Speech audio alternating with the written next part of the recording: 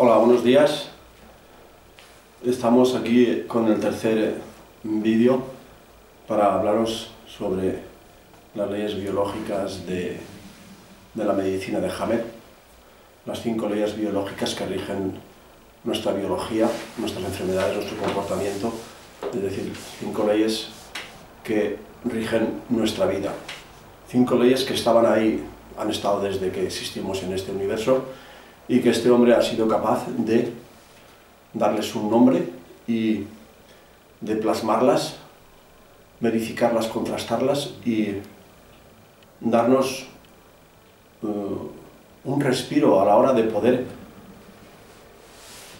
analizar y poder comprender por qué funciona nuestro cuerpo como funciona, de entender el motivo de nuestras enfermedades, por qué son como son y no son de otra manera, en definitiva, de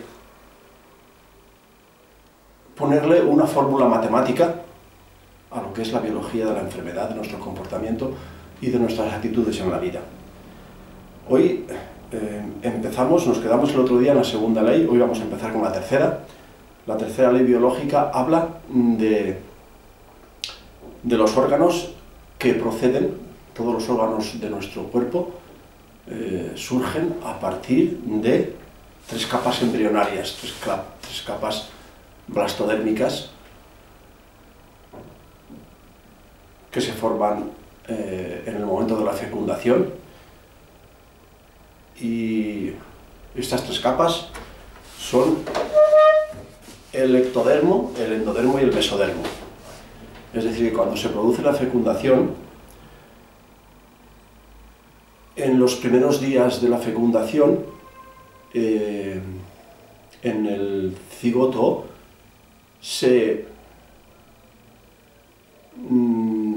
¿cómo diría yo? Se especializan, por decirlo de alguna forma, porque no es una especialización, porque de alguna forma hay que hablar, las células en 3 departamentos, a los que se le han llamado ectodermo, mesodermo y endodermo. Según estas 3 capas, de aquí proliferarán los distintos órganos de nuestro cuerpo, y según de la capa que proceda al órgano, tendrá unas connotaciones distintas a otros, aunque realmente todas las células de las 3 capas, tanto el ectodermo como el endodermo como el mesodermo, son todo células pluripotenciales, quiere decir que cualquier célula podría dar cualquier órgano, pero el organismo desde el principio de la fecundación ya se está organizando, especializando para cada órgano, darle unas órdenes, podríamos decir, o para darle una información, y según la capa pues va a tener una información distinta a cada órgano. Para seguir un poco el hilo de esta presentación, de estos vídeos, en los cuales me estoy basando en una exposición que hizo el doctor Fermín Moriano por los años 95, que fue un estrecho colaborador de Hamed. Para seguir un poco el hilo, como dije al principio, vamos a seguir la lectura de esta presentación. Nos quedamos en la tercera ley y Moriano dice: esta tercera ley de los 3 tejidos, de este que en el anterior vídeo hablamos, es el ectodermo. En la anterior exposición hablamos de un caso y se refiere al ectodermo. Pero otro tipo de tejido es el endodermo, como he dicho anteriormente, que es el tejido que forma fundamentalmente el tubo digestivo, que funciona completamente al revés. ¿Qué quiere decir al revés? Si el tubo digestivo es endodermo y en el anterior vídeo estuvimos dando unas pinceladas del ectodermo, quiere decir que en el endodermo, cuando se manifiesta una patología, el proceso de manifestación de esta patología es al revés que el ectodermo. En el endodermo hay la manifestación de la enfermedad se manifiesta en la fase de curación, es decir, que cuando hay un tumor, El tumor se manifiesta en la fase de curación cuando estamos en el endodermo. Y en el ectodermo es al revés. La proliferación celular es en la fase activa del conflicto y la fase de curación es cuando se realiza la proliferación celular. Por ejemplo, dice: un señor vive un conflicto del tipo que nosotros llamamos de guarrada. Es decir, a una persona le han gastado una guarrada, o él o ella ha vivido esa situación como una guarrada. Para unos puede ser una guarrada, el caso que ahora voy a explicar, y para otros pues no puede significar nada. Es decir, que las patologías van en función siempre de nuestra percepción, de nuestras creencias, de nuestra información interna. Dice: le han hecho una guarrada muy grande, concretamente un señor que es socio de su cuñado. Un día, yendo a la oficina, después de muchos años de sociedad, descubre que el cuñado ha puesto todo a su nombre y prácticamente lo ha dejado en la calle. Vive la situación no solamente desde el punto de vista económico, sino también por aquello de que mi cuñado me ha hecho una guarrada, mi cuñado. El colorido del conflicto, el colorido quiere decir la clave, cómo lo siente la persona, el matiz que le da, es decir, la sensación, la vivencia. El colorido del conflicto es el que determina el área concreta del cerebro que se va a lesionar, por lo tanto el órgano afectado. Es decir, que el colorido, la forma en que yo vivo esa guarrada, va a ser clave para que determine qué organismo va a afectarme en mi cuerpo. Primero se manifiesta en el cerebro con un foco de Hammer o no, y luego se manifiesta en el órgano. Por eso es que en 100 casos de mama, las 100 mujeres, esto lo hablábamos en el anterior vídeo, en los 100 casos del cáncer de mama, las 100 mujeres tienen un conflicto en el mismo colorido, es decir, que lo han vivido con la misma emoción. Si son diestras y la mama es la izquierda, sería un conflicto madre-hijo, o algo que esa mujer considere como su hijo, porque muchas veces las mujeres consideran hijo al hijo, consideran hijo a lo mejor a un trabajo, o consideran hijo a una madre que están cuidando, o a un marido que están cuidando. Eso es una cosa muy íntima que se manifiesta siempre cuando entras en contacto con la persona. No es necesariamente que sea el hijo fisiológico. Conflicto, el colorido es conflicto de separación de un hijo. Si la mama es la derecha, sería un conflicto de pareja. Es decir, que según la mama que se manifiesta el conflicto, es un conflicto relacionado con el hijo, o es un conflicto o con algo que la mujer relaciona como hijo, y si es la mama derecha y es diestra, es un conflicto que la mujer relaciona con algo que considera pareja, su pareja. Puede ser su pareja física o algo que ella considere como su pareja. Pero volviendo al ejemplo anterior, a vivir el conflicto como guarrada, no como pérdida económica, es muy distinto vivirlo como me han hecho una gran guarrada, no como que he perdido algo económicamente, sino como una gran guarrada. El Señor lesiona la zona cerebral que rige el colon, mientras está viviendo el conflicto activo. En el colon se está produciendo un tumor, porque esta parte que estamos hablando es del endodermo. Entonces en la fase activa se produce el tumor. Es un carcinoma de colon, es un tumor en la luz del colon. La luz es la parte interna. Si ese tumor crece y no llega a un tamaño suficiente, no afecta al tránsito intestinal y la persona no tiene sintomatología.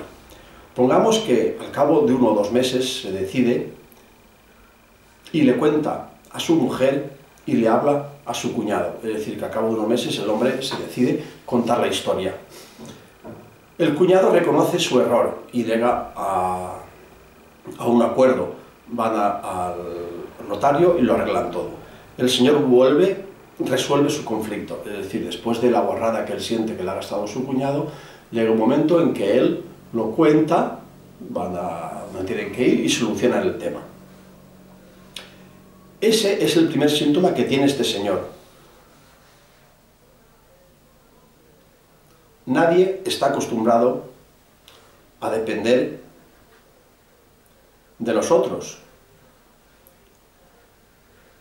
Entonces, cuando esta persona decide ir a solucionar, es decir, contar el problema que tiene, ha hablado con su mujer, ha hablado con su cuñado y han llegado a un acuerdo, entonces estamos ya solucionando el conflicto. Dice, este es el primer síntoma que tiene el Señor. El primer síntoma es cuando ha solucionado el conflicto, cuando ya lo ha hablado con su mujer y con su cuñado, esas proliferaciones celulares que habían en el colon dejan de ser proliferaciones y pasan a la fase de curación, porque ha solucionado el conflicto. Entonces puede ocurrir, y ocurre, de hecho, que en las heces pues haya sangre. Entonces aquí es donde surge el verdadero problema, cuando ya ha solucionado el conflicto.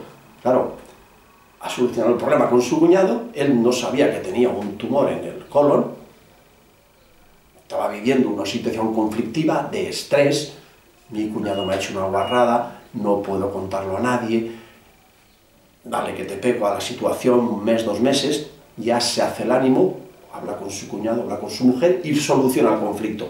Él no sabía que tenía una proliferación celular en el colon, que es un cáncer. Pero al solucionarlo, cambia su actitud en la vida.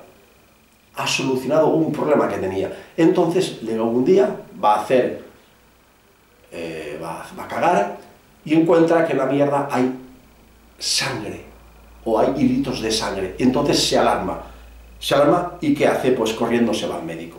El médico le hace una retroscopia y se encuentra con el susodicho tumor. Diagnostica carcinoma de colon y desencadena lo que ya sabéis.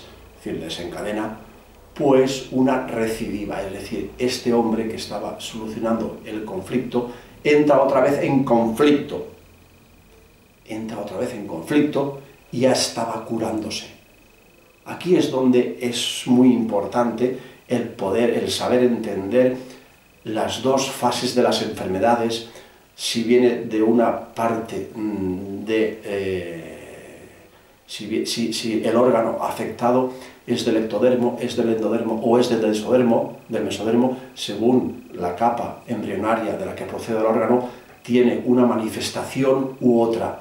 Entonces aquí es muy importante saber en qué situación se encuentra la persona, porque en muchos de los casos, en la mayoría de los casos que se diagnostican los cánceres ya están curados, como en este caso, que va al médico, ya estaba curado el cáncer, pero el cáncer cuando se cura hay una proliferación en el tumor de virus o bacterias que descomponen ese tumor y al descomponerlo, pues claro, se hace un poquito de sangre o al descomponer, por ejemplo, un tumor en los pulmones se hace mucha mucosidad verde que se escupe mucho, incluso a veces con sangre, y es cuando nos alteramos, nos alarmamos, vamos al médico y nos hacen las pruebas pertinentes y nos diagnostican cáncer. Claro, el cáncer está ahí, pero ya está curado, está curándose. Entonces nos hunden en la mierda otra vez y es cuando viene lo que se llama la famosa metástasis.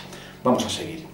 Dice, muchos os plantearéis, ¿por qué la gente dejándose a su libre albedrío en casa no se cura? Es la pregunta que se hace casi todo el mundo, puesto que en 80 o 90% de los casos podríamos dejarlos, puesto que aparece la sintomatología en la fase de curación. Hay una teoría, y además eso tiene para mí, dice Fermín, mucho interés personal, que es la teoría de la metástasis, es lo que os estaba comentando antes. Dice, toda la oncología se basa en hechos fundamentales. El primer hecho es el diagnóstico del patólogo, del anatomo del patólogo, el que analiza las células.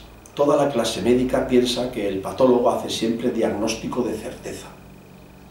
El patólogo, como dice Hammer, es siempre como una tirada de dados. Eso es muy duro. Dice, Hammer. Tengo amigos patólogos, algunos que trabajan con nosotros, que están de acuerdo concretamente en esta expresión, que es una tirada de dados. Es triste decirlo, pero el patólogo no es nunca capaz de diferenciar una proliferación celular que se ha formado en un callo de fractura de una proliferación celular con la que se ha formado un osteosarcoma, es decir, que no es capaz un patólogo de diferenciar una proliferación celular que se está produciendo en una rotura de un hueso y está formándose ahí una costra, una proliferación celular para tapar esa rotura, de una proliferación celular que se está produciendo en un cáncer, por ejemplo, de colon, que hemos hablado anteriormente. Un oncólogo es incapaz de saber si se trata de una o de otra. Es incapaz. Sin embargo, se dicen, es incapaz si no se le dice las muestras que se le llevan al oncólogo de qué zona del cuerpo se le está llevando la muestra. Claro, si se le dice, esto es de una prueba que hemos cogido células de por ejemplo, del cáncer de colon de este señor. Entonces sí que dice que es que es un cáncer de colon, pero porque le has dicho tú de dónde es. Pero si no le dices de dónde proceden esas muestras, es incapaz de decir de dónde procede, o si es un cáncer o no es un cáncer. Si no se le dice de dónde procede la muestra, no son capaces de diferenciar una proliferación celular proveniente de una cicatriz o una proliferación celular que ha formado un cáncer. El diagnóstico lo da la medicina. La concurrencia de tres servicios: la anatomía patológica, la oncología clínica y la radiología. Pero ninguno por sí mismo puede hacer diagnóstico certero en oncología. Ahora unidos los tres, si esta muestra que le mandó al patólogo es de un señor que ha sido atropellado por un auto hace 15 días, con la imagen radiológica que muestra el corte del fémur, está clarísimo que la muestra corresponde a un callo de fractura. En anatomía patológica, en el diagnóstico celular, se tienen que dar 10 pasos. Y en cada uno de esos pasos hay 10 variables. Hay montones de trabajos en medicina clásica que demuestran que una muestra de tejido, mandada a 25 patólogos distintos, sin decirles de dónde procede, daría 25 resultados diferentes. Y eso es la base fundamental en oncología. La espina dorsal de la oncología es la carencia en la teoría de la metástasis. Es la carencia, no es la creencia, que es muy distinto, es la creencia en la teoría de la metástasis. La teoría de la metástasis está viva desde hace nada menos que 119 años. Y la postuló un médico alemán que se llamaba Wiebrooch. Esta teoría dice que un cáncer originario puede dar metástasis. Otro tumor en otra zona del organismo, mediante diseminaciones patógenas. Que una célula cancerígena se separa del tumor originario y la metástasis se implanta luego en el nuevo territorio, allí se produce, y produce un segundo cáncer. Hay un hecho que es indudable, que todos lo vemos, y es que un cáncer se puede diseminar por todo el organismo. Un cáncer que hoy lo tenemos localizado aquí, dentro de 6 meses puede estar en 5 partes más. De alguna manera había que explicar este hecho incuestionable. Sin embargo, las teorías siguen vivas hasta que alguien demuestra que son falsas o se encuentra otra teoría que sea más creíble que la anterior. Esta teoría de la metástasis estuvo vigente hasta los años 1960. Si, por ejemplo, tenemos un cáncer de hueso en la rodilla y luego aparece en el pulmón, todos pensaríamos que una célula de la rodilla, caminando por la sangre, llega al pulmón. Bueno, caminando es, os podéis imaginar, nadando podríamos decir. Y forma un cáncer óseo en el pulmón. Claro, porque la célula viene de un cáncer en el hueso. Y entonces, si la célula viene de un cáncer de hueso, en el pulmón debería de formar un cáncer óseo. Sin embargo, el avance en la electrónica y en los microscopios demuestra que las células del pulmón son siempre células pulmonares. Por lo tanto, esa célula ósea que ha venido viajando por la sangre, según las teorías establecidas y reconocidas, que ha estado viajando por la sangre, al llegar al pulmón tendría que formar un cáncer óseo. Sin embargo, en el pulmón no encontramos un cáncer óseo, y en el hígado un cáncer que no sea hepático, y en hueso un cáncer que no sea óseo, es decir, que en cada órgano no encontramos un cáncer con células de otro órgano. Por lo tanto, hay que reforzar esta teoría y hay que decir que esa célula, que por otra parte, y eso quiero recalcarlo, que nunca jamás se ha encontrado en la sangre, es decir, que todas estas teorías que están en vigor hoy en día sobre la metástasis, que dicen que han viajado las células por la sangre, por eso cuando operan un cáncer tratan de extirpar el máximo tejido posible para no dejar ningún residuo y que así no haya un resto que ocasione una metástasis o un viaje por la sangre de esas células que se han quedado ahí y pueda urbanizar o pueda provocar otro cáncer en otro órgano. Por eso las operaciones son tan agresivas, aunque últimamente esto está cambiando.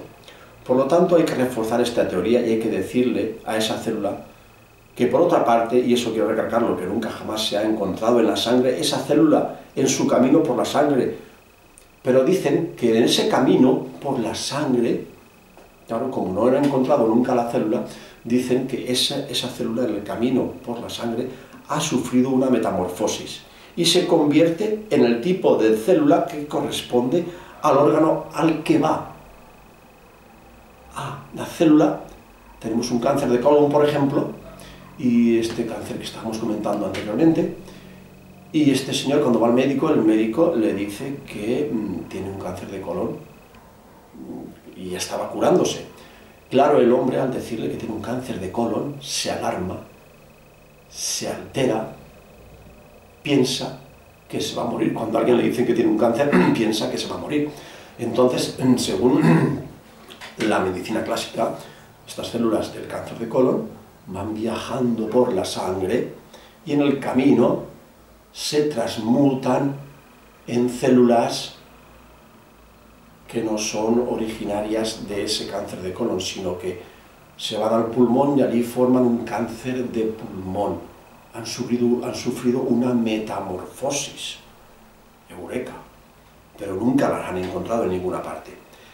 Es inaudito que con el avance tecnológico y de laboratorio que tenemos hoy, no hayamos podido encontrar una célula viajando por la sangre, cuando somos capaces de encontrar otro tipo de células y todos los subproductos de una célula, las transaminasas, enzimas, etcétera, etcétera.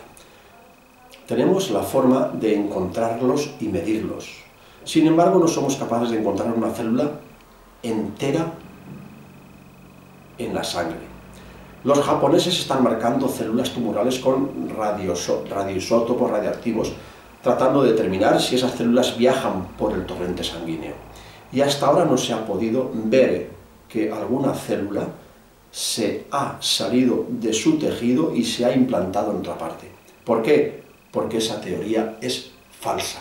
Pero en algo tienen que cogerse para decir que hay una metástasis, y la metástasis, vamos a decirlo en este caso de este señor que tiene el cáncer de colon, y luego cuando va al médico y le dice que tiene un cáncer de colon, que él no lo sabía y estaba curándose y se alarma y entra en pánico, y seguro que hará un cáncer de pulmón, y el médico ya le dice que en ese cáncer de colon que tiene que tratarse con quimioterapia, con radioterapia, etcétera, etcétera, y si no lo hace, seguramente tendrá una metástasis, y efectivamente entra en pánico y aunque le den quimioterapia y radioterapia, que quizás le van a quemar ese tumor, va a hacer un cáncer de pulmón porque ha entrado en pánico y el médico, con lo que se llama conflicto de diagnóstico, ha sufrido un bioshock provocado por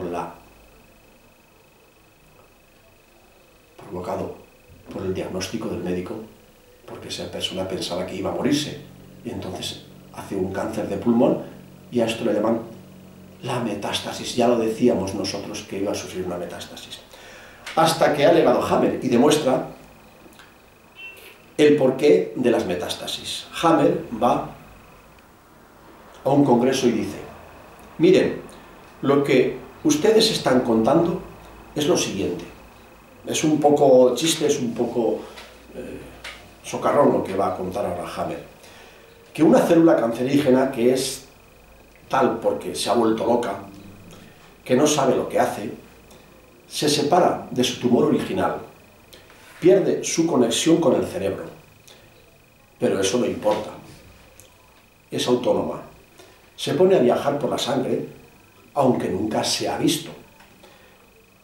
Es tanto como decir que un canadiense rubio de ojos azules que está loco se echa a nadar al mar, pero como nadie lo ha visto, no sabemos a qué mar se ha tirado. Y en su andar, cuando está nadando, sufre una metamorfosis. Según parece, además de loco, es súper inteligente, porque se da cuenta que va a China. Y cuando llega a China, ya se ha convertido ¿en qué? Pues en chino, como la célula que va del colon al pulmón, ya se ha convertido en pulmón en el viaje. Miren, hasta ahí puedo creerlo, dice Hammer, pero lo que no puedo admitir es que un oncólogo entre 1.000 millones de chinos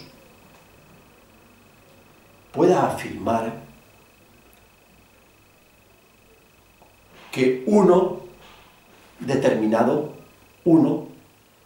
que un canadiense entre 1.000 millones de chinos pueda determinar que uno es canadiense. Eso es lo que no puedo admitir, dice Hammer. Esta teoría de la metástasis, como a una persona se le encuentra un tipo de cáncer en la pierna, todo lo que aparezca a partir de ese momento, aunque no se parezca ni en pintura, viene de la pierna.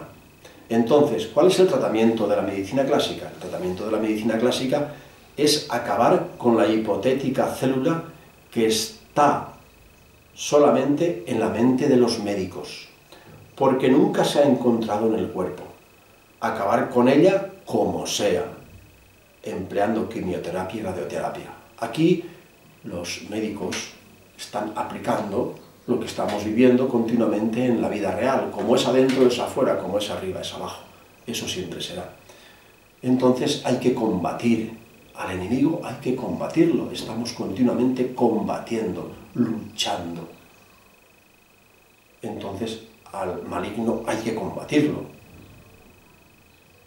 Y resulta que ese maligno, esa célula cancerígena, esa célula metastásica, no existe nada más que en la mente de los médicos y en la mente de las farmacéuticas que quieren seguir vendiendo con muy buenas intenciones tratamientos de quimioterapia y radioterapia que valen casi $500.000 de euros por persona, 250.000. Entonces que el chiringuito se les venga abajo les jode y mucho, por supuesto.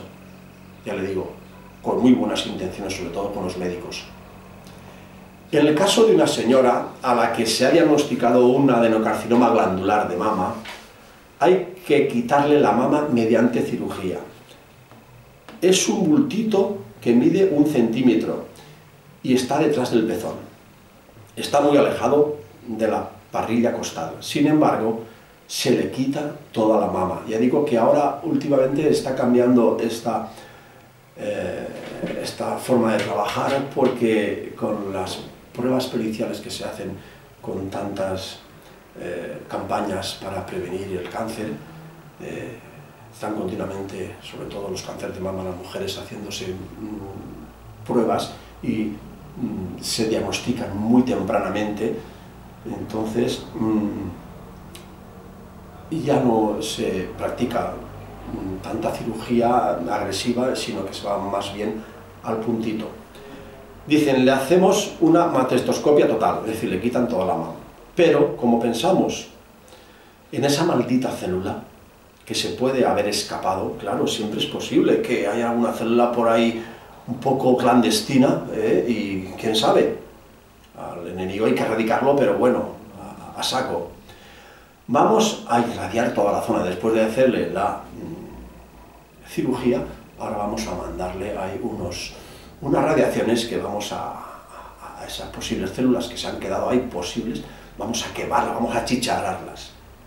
Porque de ese modo vamos a achicharrar no solamente las propias, sino también las extrañas. Y después, por si las moscas, le vamos a dar quimioterapia, ¿cómo no?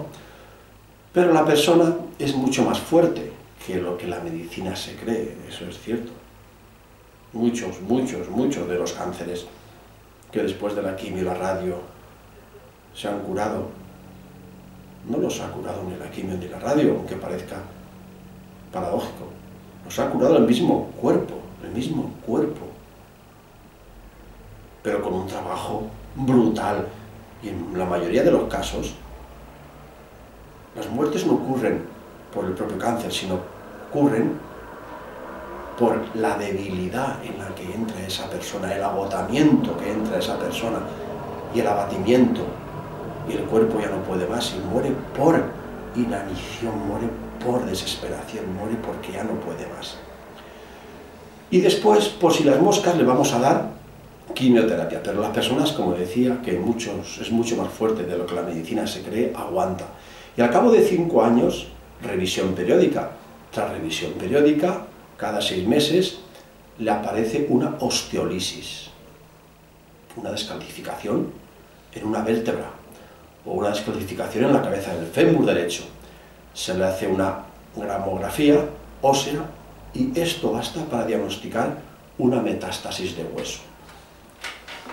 La pregunta sigue siendo la misma. ¿Dónde ha estado esa célula durante 5 años? Estamos hablando de una célula que salió hace 5 años de la mama y que ha aguantado cirugía, radioterapia, quimioterapia. ¿Estaría en el fondo del mar con el chino este o el canadiense que se fue nadando y apareció en China y descubrieron que era un chino canadiense? Estamos hablando de una célula que salió hace 5 años de la mama y que ha aguantado cirugía, quimioterapia, radioterapia. ¿Estaría en el fondo del mar, metida en un cofre, aguantando todas esas historias? Y al final, después de 5 años, aparece en el hueso de la cadera y hace decir al oncólogo que la señora tiene una metástasis ósea. Y después de 22 años, como tengo yo un caso, a los 22 años se le aparece una metástasis. ¡Santo Dios! ¿Alguien conoce una célula que viva 22 años? Es que, sobre todo la gente que es un poco anti, es la que más aguanta, porque aquí hasta ha aguantado 22 años esta célula. Sin embargo, esto, que lo conocen todos los médicos, no es ni para pensarlo, no se paran ni a pensarlo, y lo conocen todo el mundo, todos los médicos, es una cosa básica. Solamente las neuronas viven desde el momento en que nacemos hasta el momento en que morimos. Precisamente el único sitio donde no se dan cánceres es en las neuronas. Lo que pasa es que al no saber, la oncología está dando tumbos de un lado para otro. Hammer demuestra que esto es totalmente falso. ¿Y qué es lo que dice Hammer? Es un proceso oncológico. En un proceso oncológico, cuando se tiene un cáncer, hay un momento en el que se produce un shock altamente traumático, hiperagudo, que te pilla a contrapié y que está vivido en aislamiento. Esta es la primera ley de hierro que descubre Hammer, que manifiesta cuando él estuvo mirando tantos tipos de cánceres y veía que todos tenían el mismo patrón, todos los mismos tipos de cáncer de mama tenían el mismo patrón, todos los que sufrían un cáncer de pulmón, todos tenían el mismo patrón, el 100%. Y fue cuando plasmó y dijo esta ley de hierro, que es lo que estoy diciendo aquí ahora yo. Es el propio diagnóstico y el proceso oncológico el que va a desarrollar la metástasis. Hammer dice, voy a leerlo otra vez, que en un proceso oncológico, cuando se tiene un cáncer, hay un momento en el que se produce un bioshock, un trauma, una manifestación que no te esperabas, algo que te desborda, algo que te deja sin aliento y que no puedes contar a nadie, que vives en soledad y que es altamente traumático. Y es hiperagudo, que te pilla contrapié y que está vivido en soledad.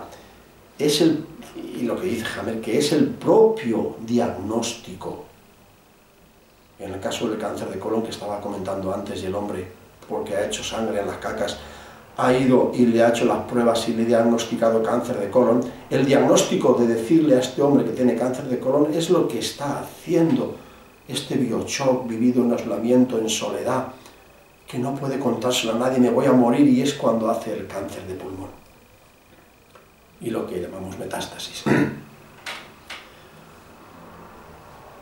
Así, encontramos una mujer que hace miedo a morir porque tiene 32 años y le han diagnosticado cáncer. Al hacer el miedo a morir, activa a nivel cerebral la zona que corresponde al pulmón, y al cabo de 2 meses tendrá una suelta de globos en el pulmón. Perdón. Una suelta de globos en el pulmón quiere decir una proliferación celular en el pulmón. Están creciendo unas células en el pulmón. Y os tengo que decir que cánceres, proliferaciones celulares en los pulmones tenemos tantas, todos. Y luego el proceso de curación es las bacterias que se comen esa proliferación. Pero eso estamos viviéndolo continuamente. Y los pulmones estamos siempre expectorando. Es un proceso biológico continuo.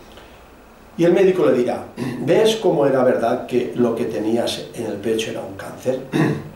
Y no tenía una metástasis pulmonar previniente de la mama, porque además el intraductal de mama endodermo y el pulmón es ectodermo, porque el intraductal de mama, el cáncer intraductal de mama es ectodermo y el pulmón es endodermo, es una adenocarcinoma, son 2 tejidos, son 2 órganos que provienen de capas blastodérmicas distintas, por lo tanto actúan de diferente manera. Pero puede que esa mujer no haga miedo a la muerte, y entonces no sale nada en el pulmón. Ahí vas al médico y te diagnostica algo y tú dices, bueno, como es una cosa que a mí no me da importancia, porque hay gente que le da importancia y no pasa nada. De allí el hecho de que las metástasis son imprevisibles. También tengo que decir, en esto de diagnóstico, que cuando uno va al médico, también el médico, si escucha, también soluciona muchas situaciones conflictivas de los enfermos. Si escucha, se pone en el lugar del paciente, no lo alarma, lo tranquiliza. De hecho, yo he conocido médicos así, y no conocen la nueva medicina. Y sé que son muy buenos, sin tratamientos, simplemente conozco gente, médicos, que no por lo que han estudiado, sino por el ser como son ellos. La gente acude a ellos, a hablar con ellos, y se curan, los tranquiliza. Eso es muy importante. El médico nunca tiene, es mi modesta opinión, nunca tiene que demostrarle al paciente lo que sabe y que su diagnóstico se ha de cumplir. Y si no se cumple, encima te regaña, como este caso de un viejo que acude al médico y el médico le diagnostica un cáncer y le dice al viejo, usted tiene un cáncer terminal. Y el viejo le pregunta, ¿y cuándo vuelvo? Y el médico se queda así un poco y dice, este tío tiene un cáncer terminal y me pregunta que cuándo vuelve. Bueno, pues vuelva de aquí 3 meses. Efectivamente, a los 3 meses, el viejo se presenta allí. Hola, buenos días, buenos días. Le dice el viejo, ¿no se acuerda de mí? ¿Usted? Y dice, sí, que estuve hace 3 meses y usted me dijo que tenía un cáncer terminal. Ah, ¿y cómo está? ¿Cómo se encuentra? Estoy divino, señor. ¿Cómo que divino? Sí, usted me dijo que tenía un cáncer terminal. El médico le dijo que tenía un cáncer terminal porque se pensaba que se iba a morir. Y el viejo entendió que tenía un cáncer que se había terminado. Y el viejo se curó del cáncer. Fijaos la importancia que tienen las palabras de una persona a la que tú vas con un problema muy grande, le entregas tu vida, te desnudas delante de él, de tener un cáncer. Si esa persona, ese viejo, entiende que las palabras del médico es que te vas a morir, se muere. Sin embargo, entendió que estaba curado y se curó. Fijaos el poder de las palabras.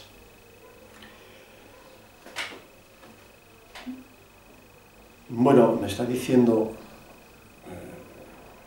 la cámara en este caso, que tengo que dejarlo ya. Esperamos seguir el próximo vídeo, que no creo que sea muy